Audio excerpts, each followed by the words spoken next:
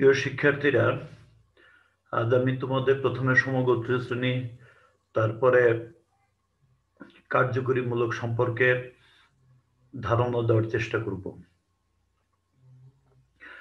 সমগোত্রীয় শ্রেণীর ধারণার প্রস্তাব দেন ফরাসি রসায়নবিদ চার্লস গেরহার্ড 1843 সনে।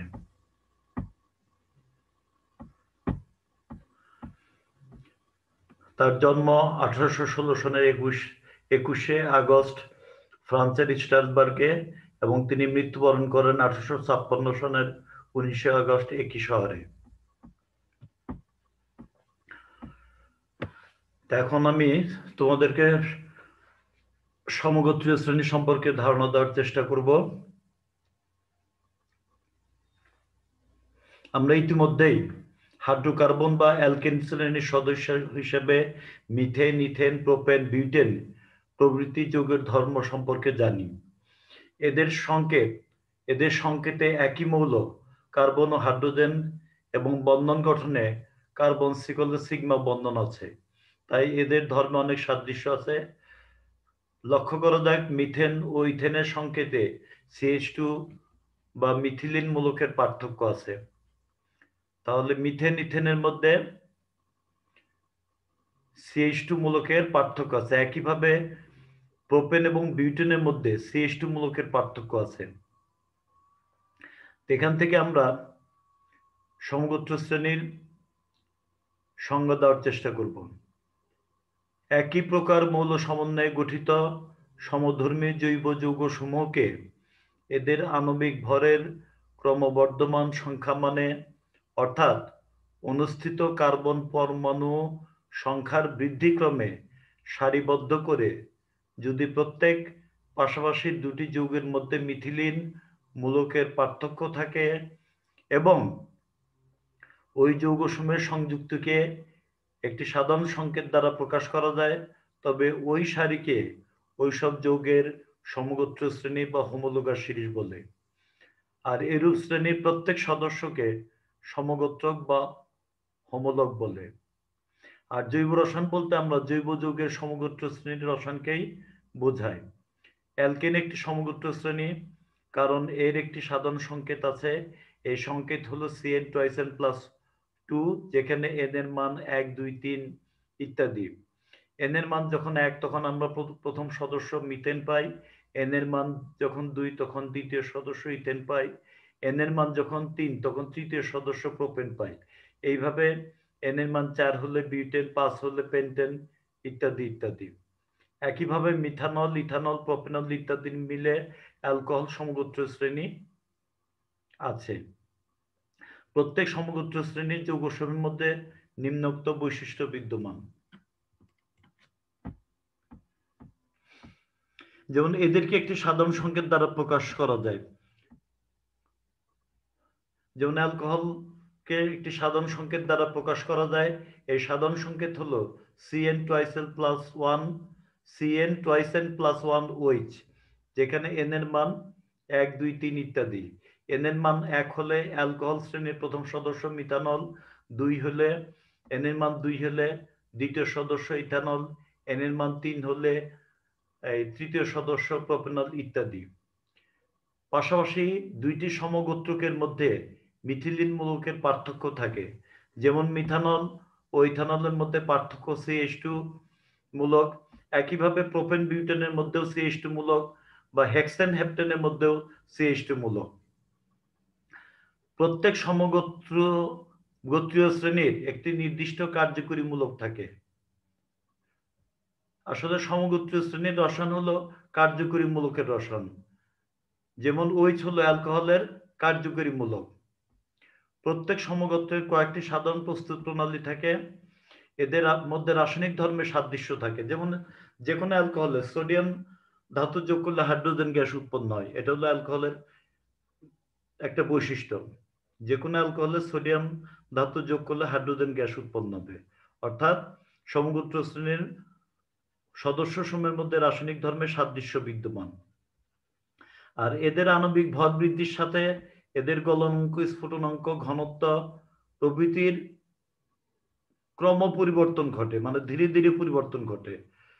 কারণ ধীরে ধীরে আণবিক ভর বৃদ্ধি পায়, তো আণবিক ভর বৃদ্ধির সাথে ভৌত ধর্মের এই পরিবর্তন সম্পর্কিত। যেমন মিথানলের স্ফুটনাঙ্ক 65 আর ইথানলের স্ফুটনাঙ্ক 78.3 ডিগ্রি সেলসিয়াস। নিচে টেবিলে কয়েকটা সমগোত্র শ্রেণীর উদাহরণ দেখতে পাচ্ছ। টেবিলে প্রথম কলামে হলো সমগোত্র শ্রেণী, দ্বিতীয় কলমে সাধারণ সংকেত, আর তৃতীয় কলমে সমগোত্র শ্রেণীর সদস্য বা হোমোলগের কয়েকটা করে উদাহরণ দেওয়া আছে। সমগোত্র শ্রেণী অ্যালকেন এর সাধারণ সংকেত CN H2SN+2, দুই একটা সদস্যের উদাহরণ যেমন মিথেন, ইথেন, প্রোপেন। অ্যালকিন সাধারণ সংকেত CN2SN, সদস্যের উদাহরণ ইথিন, প্রোপিন, বিউটিন ইত্যাদি। অ্যালকাইন সাধারণ সংকেত CN2SN+2, ইথাইন, প্রোপাইন, বিউটেন ইত্যাদি। অ্যালকোহল সাধারণ সংকেত CN2SN+1OH, সদস্যের উদাহরণ মিথানল, ইথানল, প্রোপেনল, বিউটানল ইত্যাদি। অ্যালডিহাইড সাধারণ সংকেত CN2SN+1CHO, উদাহরণ ইথানল, প্রোপেনল, বিউটানল ইত্যাদি। কার্বক্সিলিক অ্যাসিড সাধারণ সংকেত CN2SN+1COOH, উদাহরণ ethanoic acid, propanoic acid, butanoic acid ইত্যাদি। অ্যামিন সাধারণ সংকেত CN2SN+1NH2, উদাহরণ হচ্ছে মিথাইলামিন, ইথাইলামিন, প্রোপাইলামিন ইত্যাদি। এই হচ্ছে মোটামুটি ভাবে সমগোত্রীয় শ্রেণী। এরপর হলো কার্যকরীমূলক। কার্যকরীমূলক সম্পর্কে বিস্তারিত কাজ করেন ইসরায়েলের বিখ্যাত রসায়ন বিজ্ঞানী প্রফেসর শাউল পাটাই। তার গুরুত্বপূর্ণ কাজের সিরিজের শিরোনাম পাটাইস কেমিস্ট্রি অফ ফাংশনাল গ্রুপস। এটি তিনি 1964 সনে শুরু করেন। তার জন্ম 1918 সনের আগস্টের 2 তারিখ হাঙ্গেরির বুদাপেস্ট শহরে। মৃত্যুবরণ করেন ইসরায়েলের জেরুজালেমে 1998 সনের 31 আগস্ট।